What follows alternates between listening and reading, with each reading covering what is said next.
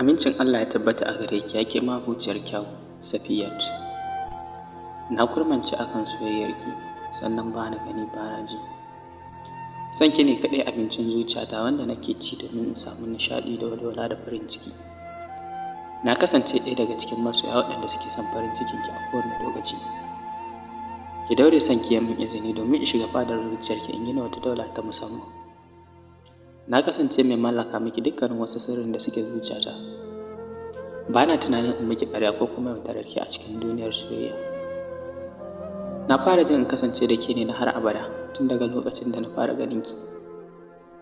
Kar ki yi nisa da zuciyata domin hakan zai zamanto azabtuwa da gare ni ko kuma sa in rasa rayuwata gabaki ɗaya. Na zama tamkar almajiri sanadin soyayyarki, duk da soyayyarki ce ta kasance abun nishaɗi farin ciki a gare ni. Haƙiƙa idan ina da wata damuwa to ta samun ki ce, idan kuma ina da wani farin ciki to ganin ki a murmushi ne.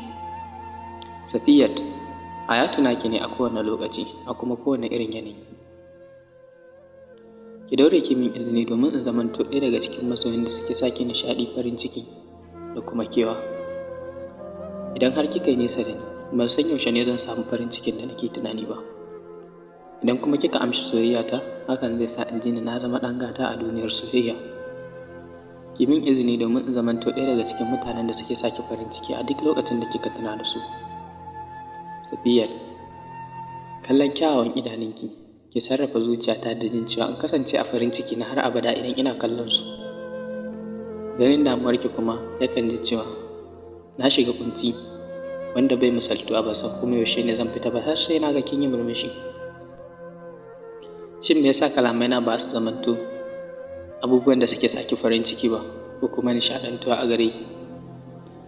Duk da cewa na san ba ni da wasu kalamai da zan faɗa domin su kasance nishaɗi ne a tattare da ke ko kuma farin ciki, amma dai ina so ki sani cewa ni naki ne kuma a kowanne ne. Ki kasance mai mallaka min zuciyarki domin in mallaka miki dukkanin sirrin da yake cikin raina. Ke ce tawa a kowanne yanayi, sannan zan zauna da ke na har abada.